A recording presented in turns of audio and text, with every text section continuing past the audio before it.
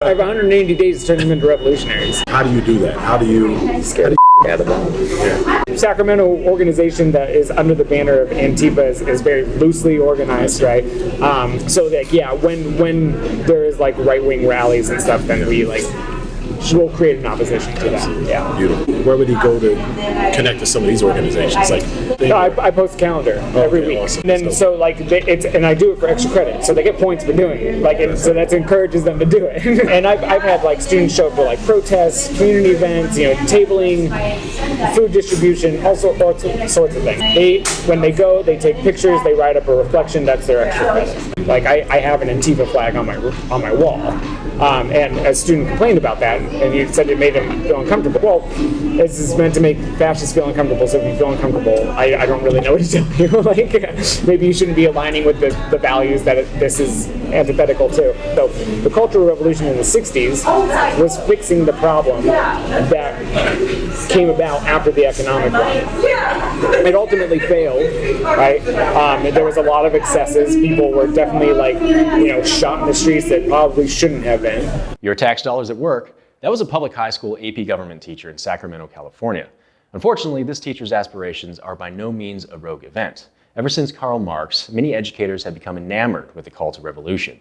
It's no coincidence. Marx demands that the intellectual class, the professors of law, sociology, history, women's studies, anthropology, journalism, and so on, come out of the ivory tower and join the barricades, to see themselves not as the preservers of the dusty past, but the creators of a new and glorious future. The lure has proven to be very strong, and it's not hard to understand why. How much more meaningful, exciting, and romantic to see yourself as an agent of change rather than a mere academic. How much more meaningful, exciting, and romantic to see the young people who fill up your classroom as potential soldiers in the cause. Send them into the world with the same revolutionary spirit, the same disgust toward bourgeois middle-class values that you feel, and you've done your job. And we must give these lecture hall revolutionaries their due. Look around. For the most part, they've succeeded.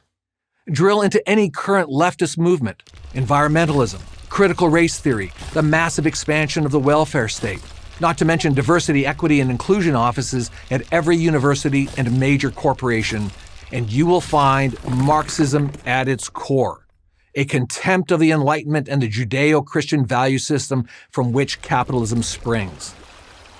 Marx's most famous call to action, "Workers of the world unite," was not, of course, to the professoriate, but to the laboring class.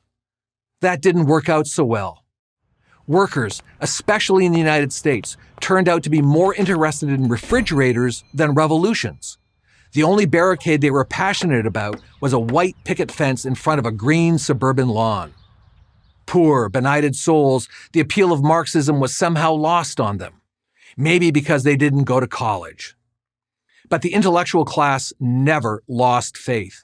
Even after Stalin, even after Mao, even after Castro wrecked Cuba, even after Pol Pot murdered millions of his fellow Cambodians, even after Hugo Chavez destroyed the strongest economy in South America, the academic elite remained true believers.